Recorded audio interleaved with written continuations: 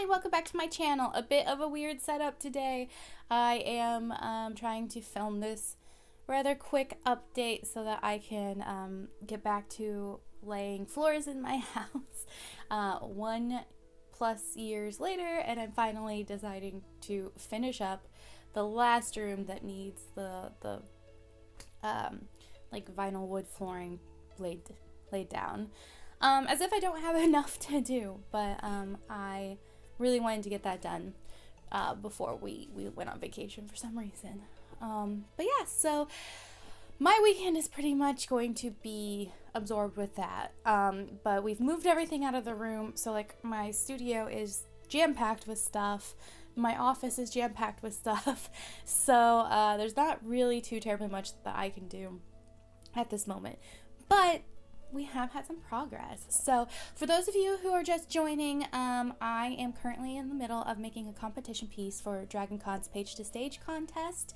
And if you want to see previous updates about how I got to where I am, I'll put the playlist somewhere up around here in the cards so that you can go hop over and watch some other updates.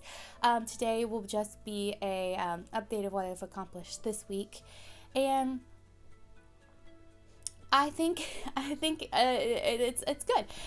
So I had a total breakdown earlier this week and almost quit the contest. So I've been working on the skirt for the curtain dress for Scarlett O'Hara, and I got the underskirt and overskirt stitched together. The underskirt was this acid green taffeta. I call it acid green. It's more like an avocado green. I don't know. I liked acid green better than avocado green. But it was this taffeta. And then the design was like stacked box pleats on the bottom. And then the overskirt's green velvet. And that lifts up and you see the box pleating and this taffeta, and I thought it would be a fun little contrasting of colors. I was going to put taffeta bows on the bodice, and I thought it would look really pretty. It did not look pretty. It looked horrible. I fought with that taffeta. I had trouble with the getting it to fit around the skirt. I knew there was going to be a problem with the hoop skirt I made being a little too big for the skirt I was making, but I was kind of hoping it would just work out because the skirt itself is so voluminous. It didn't, but I don't have time to remake it. So when I got it put together and fought to get it on the mannequin, because my mannequin is broken and no longer adjusts, and the waist was too small to like fit over the shoulders, I had to really fight with it. I just sat on the floor and I was like, this sucks. This looks terrible. I hate it. And I concluded that maybe I just don't like 1860s fashion, and that is my problem. But in the end, I was like, I can't do this. I don't want to do this anymore. So my husband told me to just sleep on it before I made a decision, and I'm so glad that he did, because when I woke up in the morning, I had a brand new idea. And this idea was, I'm going to rip off that ruffle on the bottom. I'll leave the taffeta underskirt, and then I will attach to that taffeta a new ruffle made out of the same green velvet as the overskirt and the bodice. I'll double ruffle that up so I get some fun little pattern design, and then I'll stitch that to the taffeta underskirt, and that way when I pull up the swags of the overskirt, it'll reveal the texture that I made with the double gathers, but it will not have that horrible acid green taffeta showing, and it'll have more visual interest in the bottom because there's more going on than there would have been with the stacked box pleats. So I did that, not knowing if I had enough fabric to actually do it. I wound up having just enough fabric. I had like 6 inches left over to be able to do that, and it fixed many issues. So one issue was I hated that taffeta. I hated the color, and now that's fixed. The other was I didn't like the double stacked box pleats. The taffeta was not holding them well at all, which is really surprising because taffeta holds pleats beautifully, but it was not good. So the new texture and pattern that I created with the double gather looks way better than those stacked box pleats. Problem solved. The other issue was, yeah, it was like 3-4 inches too short. I don't know if that's because my hoop was just a few inches too big, which it could be because then it's expanding it more, or if it's just because the skirt itself was too short. I actually think the skirt itself was too short because without the hoop, it didn't even really touch the ground whenever I tried on the skirt without the hoops to test the waistbands. Like, and whenever I tried it on, I was like, this is going to be bad. This is not going to be good. And I was right. But I fixed it. And I'm much happier with it. I think it turned out nice. I just need to, I'm having trouble because my mannequin is broken in more than one way. The feet are also bent, so it's not level. So I'm having difficulty pulling up the swags and making them even all the way around. So I actually need to put it on and have my husband help measure where I need to pin up the swags. But I do have it on the mannequin, and I can see this. I have the swag sort of pinned up, so I can see how it looks, and I'm happy with it. I still think I'm going to put some taffeta bows somewhere, maybe still out of that green taffeta I have.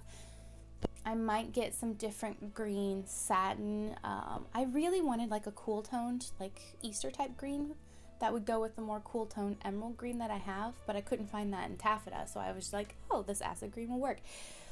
Terrible idea. The skirt and fixing the waistband and then the grommets, but the curtain dress, nearly done.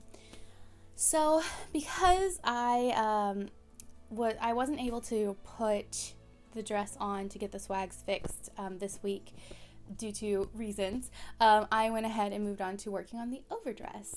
And so I have all the pieces cut out, and I've even started on the bodice, getting it gathered and attached to the lining. Some really weird instructions in there. If I would have followed their lining instructions the way that they wanted, the boning would be exposed on the inside. I didn't like that, so I flipped that around a little bit. There'll be more on that in the walkthrough video that I will be posting in a few weeks when I get that finished. But just to let you know, that is coming along. It looks like it's going to fit just fine over the curtain dress, which for those who don't know, it is going to be a quick change dress on stage where I'm wearing this more plain covered up cotton dress, and I'm going to take it off on stage to reveal the curtain dress underneath. So that's where I'm at right now. So progress was made, and we have averted a disaster, which is quite nice. So I think the overdress is going to go rather quickly, which of course, when I say that, it never does, but I do think it will. It's not a very complicated dress, and because I'm not doing any special clothes or outside of maybe some snap strips, I think it's going to be fine. So yeah, I think I'm going to be in a really good spot whenever I wind up leaving for my business trip and vacation. I could potentially be done. Last week I was like, there's no way I'll get this finished.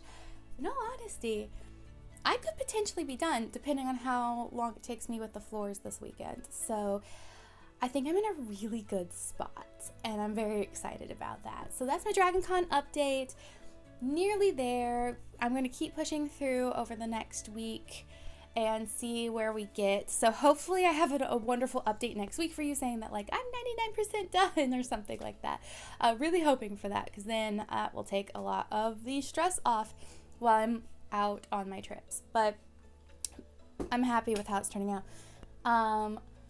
I do have one little issue that I'm concerned about. I have been working on getting healthier and exercising, and I've been losing some weight. So I am a little concerned that by the time DragonCon rolls around, it might be too big. But my plan is to just pad it out if I have to, because I'm not remaking this dress. No, I'm not remaking it. I'm not remaking any of this.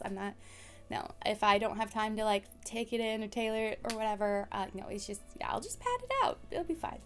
But yeah. Oh, and did I mention I made the petticoat? I can't remember if I mentioned I made the petticoat. That is also done. And I did that over the last weekend.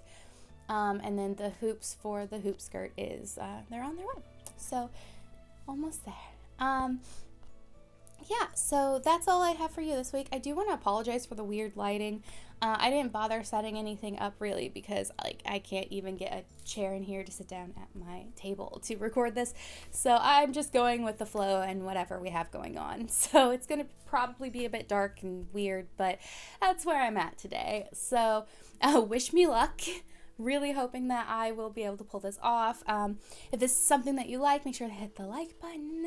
If you want to follow my journey and my next journey, which is Pathway to Crown Championships. That's what I'm going to call it, because I'm really hoping to compete in a Crown Championship with my next build. So that's going to be a really fun, dramatic series of videos, I'm sure. So if that's something you're interested in, make sure to hit the subscribe button and pop your comments below. I'd love to hear your thoughts on my progress so far, and I will see you in my next video. Bye!